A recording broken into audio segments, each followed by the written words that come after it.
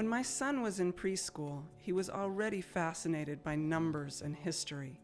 So when he asked if I would take him to the cemetery to look at the dates on the gravestones, I just took him.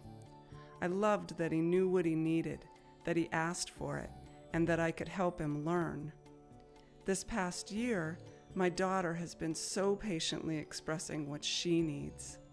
"Can we get a puppy?" I avoided answering. Then weeks later, "Puppies are so cute, Mommy, don't you think?" I raised an eyebrow and smirked. And before bed one night, "Mommy, did you ever think about having a third baby?" Over a year ago, I went back to work, teaching adults to read, write, and do math.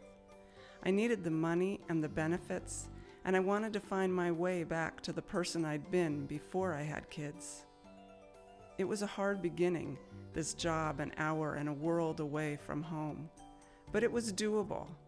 My husband and kids eased into their new routines together, and over time, my students and I found meaningful projects to work on, books to read together, and we made a film.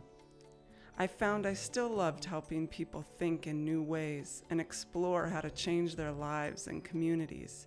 There was so much hope. But things started dropping out of my life. I was either in the car or at work most of the day. I barely moved my body, and it began to hurt. At home, teeth fell out, and I wasn't there. School plays happened, and I missed them.